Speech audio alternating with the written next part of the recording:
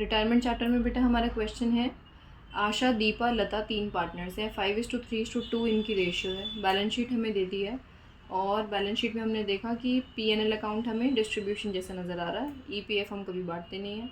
फिर आशा रिटायर हो रही है और दीपा और लता क्या कह रहे हैं, अब से हमारी फ्यूचर प्रॉफिट शेयरिंग रेशियो 3:2 रहेगी। ठीक है, मैं अगर आपको लिख के दिखाऊँ तो आशा, दीपा और लता पार्टनर्स हैं, 5:3:2 इनकी रेशियो है और ये रिटायर हो रही है तो न्यू प्रॉफिट शेयरिंग रेशियो इनकी 3:2 है, यानी वहीं से आई है निकल करके। इसका मतलब क्या है कि आपको गेनिंग और सैक्रिफाइसिंग अलग से निकालने की ज़रूरत नहीं पड़ेगी, यही इनकी गेनिंग है और यही इनकी न्यू प्रॉफिट शेयरिंग रेशियो है। ठीक है मैम, ओके, वेरी गुड। अब आगे क्या कह रहे हैं हमसे, टर्म्स एंड कंडीशंस के अकॉर्डिंग रिटायरिंग पार्टनर को क्या क्या होना चाहिए कि गुडविल टोटल 80,000 की है तो उसका हिस्सा निकाल के दिया जाएगा। फिक्स्ड एसेट डेप्रिशिएट हो रही है 57,500 से, तो नुकसान है दिखा देंगे हम। प्रोविजन क्रिएट करना डेटर पे 5% का नुकसान है दिखाना पड़ेगा। और लाइबिलिटी आई हुई है, क्लेम मांगा है क्रेडिटर ने, 10,000 रुपये मांगे थे लेकिन हमने 8,000 में सेटल करवा दिया उस क्लेम को। इसका मतलब है कि 2,000 रुपये का हमने अपना फ़ायदा कर लिया। चलो जी, क्वेश्चन की शुरुआत करते हैं। मैम नीचे एक अंग्रेजी की लाइन और लिखी है, उसे भी ज़रा पढ़ दो। देखो क्या लिखा है, the amount to be paid to Asha, Asha कह रही है मुझे पैसे चाहिए, दीपा और लता से, in such a way that their capitals are proportionate to their profit sharing ratio. कह रही है कि जो तुम्हारे कैपिटल्स बच जाए ना वो न्यू प्रॉफिट शेयरिंग रेशियो में बचनी चाहिए, इस हिसाब से तुम मुझे पैसा दे देना। हमने कहा ऐसा क्वेश्चन तो भी हम पिछले वाले क्वेश्चन को ही करके आए थे, सेम बात है। लेकिन कह रही रुको बस एक बात और बोल दूँ साथ में, and leaves a balance of 15,000 in the bank account. साथ में बैंक में 15,000 रुपये भी छोड़ देना, ये नहीं कि पता लगा सारे के सारे मुझे दे दिए तुमने पैसे। ठीक है, तो हमें रीवैल्यूएशन और पार्टनर्स कैपिटल तैयार करना है। आ जाओ शुरू करते हैं। पहले बना लेते हैं इनका रीवैल्यूएशन अकाउंट। हमें नज़र आया कि हमें क्रेडिटर पर फ़ायदा हुआ है, क्रेडिटर पर फ़ायदा हुआ है 2,000 का। हमें नज़र आया कि हमें फ़िक्स्ड एसेट पर नुकसान है, फ़िक्स्ड एसेट पर नुकसान दिखा दिया हमने, कितने का नुकसान है, 2,500 का। और प्रोविज़न क्रिएट करना है ना हमें, तो डेटर हमें कितने ही दे रखे हैं इन्होंने, 80,000, 1,00,000 के, और 1,00,000 का 5% कितना होता है, 5,000। ये हमने क्रिएट कर दिया डेटर। दोनों सेट को टोटल किया तो नज़र आ रहा है कि नुकसान हो रखा है 5,500 का। और ये रिवैल्यूएशन का जो लॉस है वो तीनों मिलकर बांट लेंगे, ये डबल एस है, ठीक है, घबराना मत, डबल एस लॉस लिखा है आशा, दीपा और लता में। फ्यूचर प्रॉफिट अभी जो ओल्ड रेशियो है 5:3:2 में बांट दो आप इसको, तो 2,750 ये आया, 1,650 ये आया और 1,100 ये आ गया। लो जी, बना ले पार्टनर्स कैपिटल, इसमें तो कोई डाउट नहीं आया। चलो पार्टनर्स कैपिटल बनाते हैं, ADL, ADL छोड़ के गया है A। अब आपको पता है क्या क्या लिखना है, मेरे से पहले बोलना पड़ेगा। सबसे पहले हम इनकी लिखेंगे कैपिटल, 40,000, 62,000 एंड 33,000। फिर क्या लिखना है हमें, इसके बाद आशा को गुडविल देनी है ना हमें, तो जो गुडविल है वो कितनी है, गुडविल हमें गिवन थी 80,000 की, तो इस 80,000 में आशा का शेयर 5/10, तो 40,000, और ये 40,000 को ये दोनों मिलकर के बांटेंगे 3:2 में, ये D और L है ना। तो 3:2 में जब आप बांटोगे 40 को तो ये आएगा 24 और 16, 24,000 इसे मिलेंगे D से और L से मिलेंगे 16,000, और यही पैसा हम यहाँ पे डिडक्ट करवा देते हैं दोनों के अकाउंट में से, 24,000 ये एंड 16,000 ये। फिर इसके बाद क्या करते हैं हम, रीवैल्यूएशन। अब इस क्वेश्चन में लॉस है तो लॉस ट्रांसफ़र कर दिया हमने, 2,750 का 1,650 एंड 1,100। अगला बैलेंस शीट में P&L अकाउंट था डिस्ट्रीब्यूशन पर, तो P&L बांटा हमने, P&L है 85,000 का, ओल्ड रेशियो में बांट दो, 42,500, 25,500 और 17,000। ठीक है, ये आ गया। इसके बाद और क्या करते हैं हम, एडजस्टमेंट्स में अगर हमें कुछ भी इन्फॉर्मेशन दे रखी है पार्टनर के नाम की, कोई इन्फॉर्मेशन नहीं है, यानी सिंपली अब हम इससे करते हैं बैलेंस और निकालते हैं अपना कैरेट डाउन।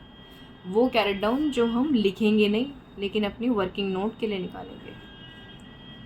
तो जल्दी से निकाल के बताओ कितना कितना आ रहा है। अगर मैं A की बात करूँ तो A का कैरेट डाउन आएगा आपका 1 619750। डी की बात करें तो डी का आएगा 61,850 और एल का आएगा 32,900। ये वाले कैरेट डाउन्स आने चाहिए आपके, अगर नहीं आ रहे तो कैलकुलेशन मिस्टेक है, ज़रा फिर से चेक कर लो एक बार। अब जब ये सारे कैरेट डाउन आए ना तो ए ने देखो क्या बोला, ये मुझे पैसे दो, तो हमने कहा ले भाई पैसे लेके जा तू तो अपने। 119,750 ले गई ये पैसे, लेकिन इसने बोला क्या था कि ये पैसे तुम मुझे दोनों मिल करके देना और तुम्हारे बैंक में कुछ पैसा पड़ा है तो उससे भी दे देना। तो हमने यहीं छोटा सा कर दो वर्किंग नोट, ध्यान से देख लेना, ठीक है, इंपॉर्टेंट है, ध्यान से देखना। हमारे बैंक में कितने पैसे पड़े हैं? 40,000, जिसमें से 15,000 का मिनिमम बैलेंस हमें मेंटेन करना है, यानी हमारे पास 25,000 तो हैं जिसको हम ये दे सकते हैं कि ए तू 25,000 यहाँ से ले जा, बाकी बचे हुए हम दोनों ले आते हैं अपने घर से। लेकिन हमने ये सारे के सारे 25 भी तो नहीं छोड़े, हमने इसमें से 8,000 रुपये उसको भी तो दे दिए क्रेडिटर को सेटलमेंट के लिए, भूल गए, एडजस्टमेंट थी। ओहो, तो वहाँ तो क्लेम लिखा है मैम, तो क्लेम लिखने का मतलब पैसे दे देना होता है। हाँ बेटा, पैसे दिए हैं हमने उसको, तभी तो यहाँ पे लिखा है। तो 8,000 रुपये हमने अपने क्रेडिटर को पे कर दिए, यानी बचे कितने? 17,000। अब ये 17,000 मैं उठा करके ए को दे सकती हूँ कि 17,000 तो तू यहाँ से ले, बाकी पैसे हम दोनों ले आते हैं। डी और एल आपस में बात कर रहे हैं ये, यानी अगर मैं दूसरी वर्किंग की बात करूँ तो 1,19,750 में से ए के पैसों की बात कर रही हूँ मैं, 17,000 तो इसे हमने बैंक से ही दे दिए अपने बिजनेस के, यानी 1,02,750 बचे, जिसको अब ये दोनों देंगे। और ये दोनों कैसे देंगे? जैसे अभी आपने पिछले क्वेश्चन में सीखा था कि तीनों के पैसे को मिलाओ। ये रहा एक इसका पैसा 850, ये रहा इसका पैसा 32,900, और ये जो 102,750 ये भी इन दोनों को ही देने हैं। तो ये तीनों मिलाया हमने और टोटल निकाल करके न्यू प्रॉफिट शेयरिंग रेशियो में बांट दिया। New profit sharing ratio is 3:2। जब आप इसका टोटल करोगे तो टोटल 1,97,500 आएगा, ठीक है। 3:2 में बांटोगे आप, और वो लिख देना इनकी कैपिटल्स।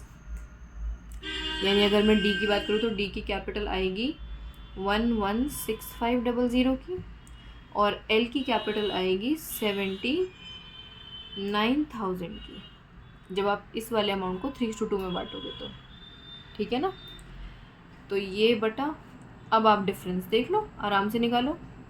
ये पैसा डी का रखना इतना है, यानी इसे घर से कितना पैसा लाना है, डिफरेंस निकालो। डिफरेंस आएगा आपका, माइनस करके देखे, यहाँ पर बैंक अकाउंट पे लिख दो, ठीक है। डिफरेंस निकालते हैं ज़रा, कितना डिफरेंस आ रहा है। 1,16500 में से माइनस 61850, ये आ रहा है 54,650। और अगर मैं 79,000 का डिफरेंस निकालूँ 32,900 में से, तो ये आ रहा है 46,100, ठीक है जी। ये आ गया इनका डिफरेंस, यानी ये है बैलेंसिंग फिगर। जब आप बैलेंस शीट बनाएंगे तो बैंक में ये वाला पैसा माइनस और ये दोनों पैसों को प्लस करके दिखा देना, ठीक है, और साथ में ये वाली ट्रीटमेंट। हालांकि आप चाहो तो, क्योंकि हमने ये काम वर्किंग नोट में कर दिया है, तो जब आप बैंक शो करोगे बैलेंस शीट में तो उसे डायरेक्टली 15,000 दिखा सकते हो, क्योंकि ये हमारा मिनिमम बैलेंस था ना जो हमें मेंटेन करना था, उसके अलावा तो हम सारा खर्च कर चुके हैं। तो क्योंकि वर्किंग में है तो दोबारा वहाँ पे रिपीट करने की ज़रूरत आपको नहीं है। ओके, चलिए जी, ये वाला क्वेश्चन भी हो गया।